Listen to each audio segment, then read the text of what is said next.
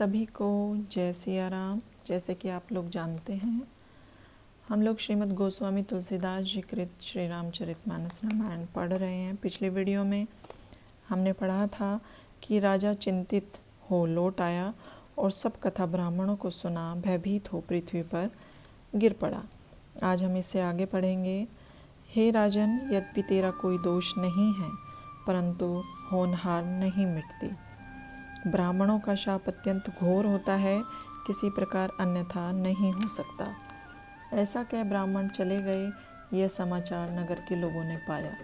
वे विधाता को दोष देने लगे, जिसने हंस बनाते बनाते काग बना दिया। फिर पुरोहित को घर पहुंचाकर राक्षस तपस्वी को खबर सुनाई। उस दुष्ट ने जहाँ तहाँ पत्र भेज दिए। सब राजा सेना सजा सजा कर आए। उन्होंने नगर को घेर लिया और अनेक भांति से लड़ाई होने लगी। सब योद्धा वीरता दिखा रण में जूझ गए। राजा भी भाई समेत धरती पर गिर पड़ा। सत्यकेतु के कुल में कोई नहीं बचा। ब्राह्मणों का शाप कैसे झूठा हो सकता है। शत्रु को जीत सब राजा जय और यश पाकर अपने अपने नगर को गए। हे भरद्वाज, जब जिनके लिए विधाता वाम हो जाता है, तब उसके लिए धूल पर्वत के समान, पिता यम के समान, रस्सी सर्प के समान हो जाती है। हे मुनि, समय पाकर वही राजा कुटुंब समेत राक्षस बना। उसके 10 सिर और 20 भुजा हुई। उसका नाम रावण हुआ। वह बड़ा बली हुआ। उसका छोटा भाई जो अरिमर्दन था, बलशाली कुंभकर्ण हुआ। और जो धर्मरुचि नाम का मंत्री था, वह उसका सौतेला छोटा भाई हुआ। उसका नाम विभीषण हुआ, जो जगत विख्यात विष्णु भक्त और बड़ा विज्ञानवेता था। और जो राजा के बेटे तथा नौकर थे, वे भी घोर राक्षस हुए। सब राक्षस विविध रूप धारण करने वाले दुष्ट, कुरूप, कुटिल, भयंकर और ज्ञान शून्य हुए। सब दया शून्य, हिंसक, पापी और विश्व के सताने वाले हुए। यद्यपि वे परम पवित्र और उज्जवल कुल सत्य ऋषि के कुल में उत्पन्न हुए, तो भी ब्राह्मणों के शाप के कारण सब पाप रूप हुए। उन तीनों भाइयों ने महाकठिन तप किया, जिसका वर्णन नहीं हो सकता। उनके तप को देख ब्रह्मा निकट गए और बोले, हे तात, वर मांगो, मैं प्रसन्न हूँ। विनय कर चरण छूकर रावण बोला, हे जगदीश, सुनो, मनुष्य और वानरों को छोड़कर हम किसी के मारे ना मरे। शिवजी बोले, मैंने और ब्रह्मा ने उसे वर दिया कि ऐसा ही हो। तुमने बड़ा तप किया है। फिर ब्रह्मा जी कुंभकर्ण के पास गए। उसे देख उसको आश्चर्य हुआ और सोचा, जो यह दुष्ट नित्य भोजन करेगा तो संसार उजड़ जाएगा। अतः सरस्वती को भेज उसकी मति फेरी, जिससे उसने 6 महीने की नींद मांगी। फिर विभीषण के पास गए और बोले, हे पुत्र, वर मांग। तब उसने भगवान के चरण कमलों में निर्मल प्रीति मांगी। उसको वर दे ब्रह्मा चले गए और वे प्रसन्न होते हुए अपने घर आए। मत दैत्य की मंदोदरी नाम की पुत्री, जो अत्यंत सुंदर और स्त्रियों में रतन रूप थी, उसको लाकर मैंने रावण को दिया, तो वह रावण की रानी हुई। सुंदर नारी को पाकर वह प्रसन्न हुआ। फिर जाकर दोनों भाइयों का विवाह किया। समुद्र के बीच त्रिकूट पर्वत पर ब्रह्मा का रचा एक दुर्गम गढ़ था। उसको मैं दैत्य ने सवार कर उसमें स्वर्ण के बहुत से मणि जडित भवन बनवाए। जैसे सर्पों के रहने की भोगवतीपुरी और इंद्र की अमरावती थी, यह उनसे भी अधिक सुंदर और दृढ़ थी, और जगत में इसका नाम लंका प्रसिद्ध था। उसके चारों ओर समुद्र की बड़ी गहरी खाई है और मणियों से जड़े स्वर्ण का दृढ़ कोट है, जिसकी बनावट का कुछ वर्णन नहीं कर सकते। भगवान की इच्छा से जिस कल्प में जो शूर हैं, प्रतापी और अत्यंत बलशाली राक्षसों का राजा होता है, वही सेना समेत वहाँ बसता है। जो वहाँ वीर राक्षस रहते थे, उनको देवताओं ने युद्ध में मार दिया। अब इंद्र की प्रेरणा से किले की रक्षा के लिए कुबेर के 1 करोड़ रक्षक रहते थे। यह समाचार जब रावण ने पाए, तो सेना सजा किले को घेर लिया। बड़े विकट योद्धा और कटक को देखकर यक्ष प्राण बचाकर भाग गए। फिर रावण ने नगर देखा तो उसका सोच जाता रहा और उसको सुंदर और स्वाभाविक दुर्गम समझकर अपनी राजधानी बनाई। जो घर जिसके योग्य था उसे वही देकर रावण ने राक्षसों को प्रसन्न कर दिया। एक बार कुबेर को जीतकर पुष्यक विमान ले आया। फिर रावण ने जाकर कैलाश पर्वत को उठा लिया। मानो वह योद्धा अपने भुजबल को तोल बड़ा हर्षित होता हुआ चला गया। सुख, संपत्ति, पुत्र, सेना, सहायक, जय, प्रताप, बल, बुद्धि और बड़ाई, यह सब नित्य नए बढ़ते जाते हैं। जैसे लाभ होने से लोग बढ़ता जाता है। कुंभकर्ण सा बलवान उसका भाई है, जिसके समान संसार में कोई नहीं है। जो मद्यपान कर 6 मास होता है, उसके जागते ही हाहाकार फैल जाता है। जो वह नित्य आहार करता तो विश्व चौपट हो जाता। वह संग्राम में बड़ा वीर है, उसके समान में उससे अधिक कोई बलि नहीं है। मेघनाथ उसका बड़ा पुत्र है, जिसके संसार में योद्धाओं में प्रथम गणना है। रण में जिसके सामने कोई नहीं ठहरता, स्वर्ग में जिसके कारण नित्य भगदड़ रहती है। दुर्मुख, अकंपन, कुलीश के समान दांत वाले और धूम्रकेतु के समान देह वाले, जो एक अकेले ही संसार को जीत ले, ऐसे बहुत से योद्धा उसके समान थे। सब इच्छानुसार रूप धारण करने वाले मायावी थे। स्वप्न में भी जिनके दया धर्म नहीं थे। एक बार सभा में बैठकर रावण ने अपना परिवार देखा। पुत्रों के समूह, सेवक, कुटुंब, नाती, पोते, अनेक राक्षसों को कौन गिन सकता है।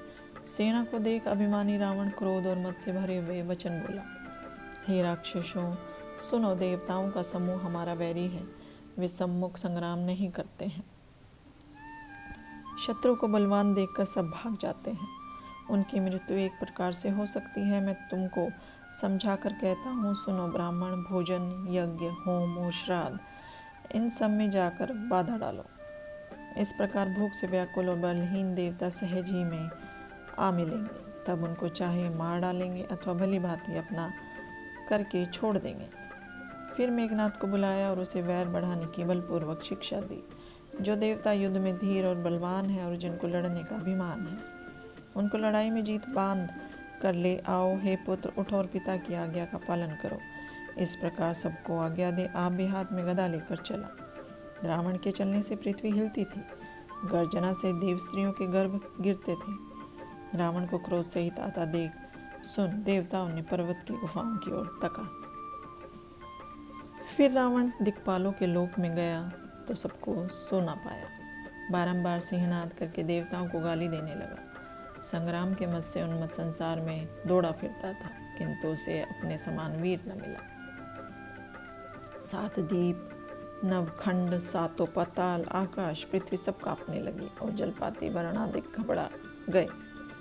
नारद जी कहीं मार्ग में जाते हुए रावण को मिले तो वह पूछने लगा, हे मुनि, देवता कहाँ हैं, बताओ तो।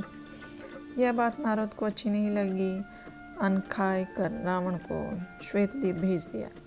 समुद्र से पार होकर उसने वहाँ बहुत सी स्त्रियाँ देखी। रावण ने उनसे कहा, तुम अपने पतियों से जाकर कहो कि राक्षसों का राजा आया है, तब मैं उनको संग्राम में जीत कर तुमको अपने स्थान में ले जाऊंगा। यह सुन एक बुढ़िया क्रोध कर रावण का चरण पकड़ आकाश को उड़ गई और उसे झकझोर कर बड़े जोर से समुद्र में डाल दिया।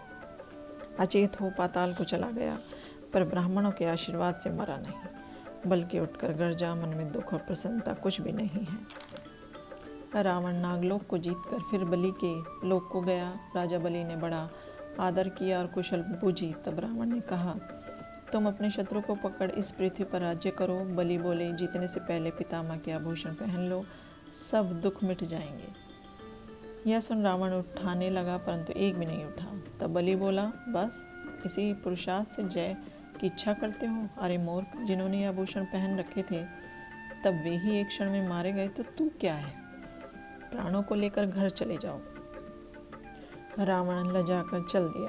वामन में भगवान ने रावण को आता देख विचार की, नारद से अभिमान करके आता हूँ। वही कुछ बालक खेल रहे थे। भगवान ने उन्हें अपना बल दिया। वे रावण को पकड़ नगर में ले आए, जिसे सब नर नारी देखने को आए। जिसके 20 भुजा और 10 सिर हैं, हे विधाता, ये गढ़न कहाँ की आई है? बांध कर खिंचाने लगे। नाम नहीं कहता और मार सहता है। वामन जी को देखकर उसे लज्जा हुई। तब भगवान ने छुड़ा दिया। तुरंत रावण वहाँ से चला। मन में कुछ लाज और शंका न आई। दया और लज्जा रही जिसकी जीवों के मारने में प्रीति है, राम से विमुख होकर भी मूर्ख रावण जीत चाहता है तो कैसे मिल सकती है।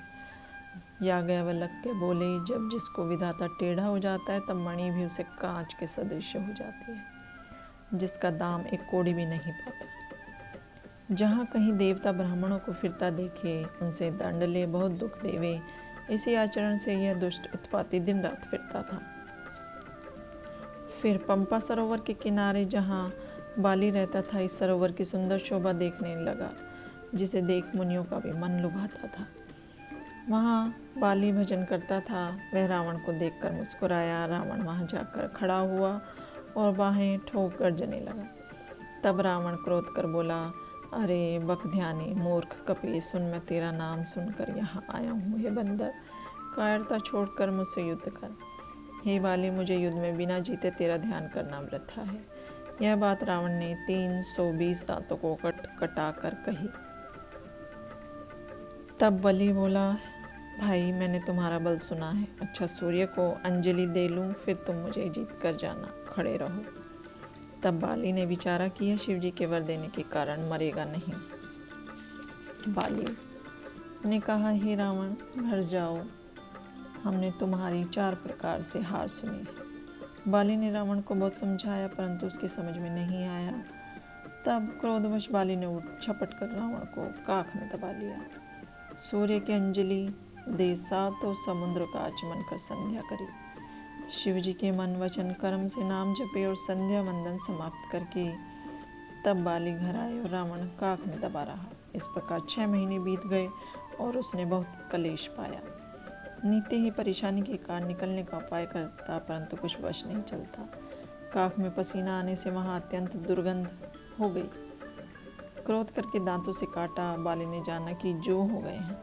एक दिन बाली सूर्य को अंजलि दे रहा था कि रावण काख से निकलकर भागा। तब फिर बाली ने बांध लिया और अंगद के खेलने के लिए घर ले आया। 20 भुजा 10 सिर देखकर अंगद ने बार बार उसके लाते मारी। बाली ने रावण को गोलाकार बांधकर सेज पर डाल दिया। अंगद ने खेलते में सिर में लाते मारी और किलकारी मारने लगे। तारा ने रावण को पहचानने ते ही छोड़ दिया और कहा कि तुम घर को जाओ, नहीं तो कपिराय फिर पकड़ लेंगे। फिर रावण वहाँ आया जहाँ सहस्त्रबाहु ने रास बनाया था। सब स्त्री जल क्रीड़ा कर रही थी, जिनकी बड़ी शोभा थी। रेवा नदी में रासमंडल हुआ, जहाँ देवता मनुष्य नाग सेवा करते थे। रावण ने उसके सुख ऐश्वर्य को देखकर मन में बड़ा सुख पाया। वहाँ शिव जी का मंदिर था, जिसे देख मुनियों का मन मोहता था। तुलसी पत्र, कमल पत्र, बिल्व पत्र, पुष्प आदि सब सामग्री विद्यमान थी। वहाँ जाकर रावण ने स्नान किया और शिव जी के मंत्र का जप किया। फिर वह वहाँ गया जहाँ सहस्त्रबाहु जल क्रीड़ा करता था। 20 भुजाओं के बल से रावण ने जल का प्रवाह रोक लिया तो समाज डूबने लगा। सहस्त्रबाहु ने क्रोध किया और मेरे समान आज कौन है। देखा तो रावण खड़ा है, जिसकी भुजाओं के बल से जल बढ़ गया। महाबली सहस्त्रबाहु ने दौड़कर रावण को पकड़ लिया। यह देख स्त्रियों को अचंभा हुआ। उसे कुछ दिन घुड़साल में बांधा रखा। यह दुष्ट लज्जित होकर चुप रहा। क्रोध को मन में मारकर बहुत कष्ट सहे। सब नर नारी आकर देखते और लात मारकर ताली बजा हंसते हैं। नाम नहीं बतावे, सकुचाया रहे। राजा ने अनेक प्रकार से पूछा। रंभादिक नारी, जिसकी 10 सिरों पर दीपक जलाकर नाचती थी, पुलस्त्य से मुनि ने जाकर उसे छुड़ाया। फिर आकर उसने नल का शाप दिया। मार्ग में जाते हुए रावण ने एक अत्यंत सुंदर स्त्री देखी, जो चंदन पुष्प पत्र हाथ में लिए शिव जी को पूजने जा रही थी। उर्वशी दशानन को देखकर सकुचा गई। तब रावण बोला, तुम कौन हो, कहाँ जाती हो? उसने लज्जा के वश उत्तर नहीं दिया। मतवाले रावण ने बिना विचारे कुबेर के पुत्र की बहू का हाथ पकड़ लिया। फिर उसे पहचान कर पछताया कि मैंने बुरा कर्म किया है। मन में पछता और हृदय में सोचकर रावण लंका को गया और वह व्याकुल हो अलकापुरी में आई और नल कुबेर को सब बात सुनाई। आज के लिए इतना ही। इससे आगे अब हम नेक्स्ट वीडियो में पढ़ेंगे। सभी को जय सिया राम।